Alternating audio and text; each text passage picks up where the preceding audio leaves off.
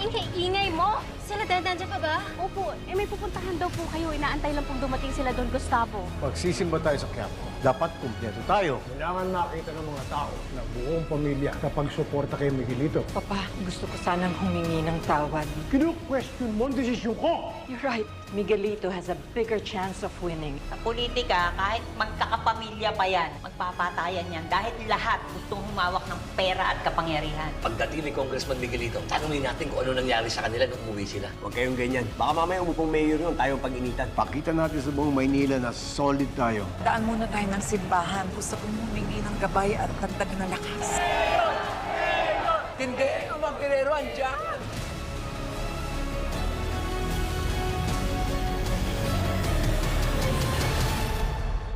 Ano sa tingin mo, Tanggol? Makakasundo kaya natin si Congressman? Pag dumating siya, aaralin natin pagkatao niya. Doon natin malalaman kung makakasundo natin siya. Pasensya ka na, na-late kami. May mga commitment lang ako kinailangan na sikasuhin. Ayos lang po. FPJ's Batang Quiapo.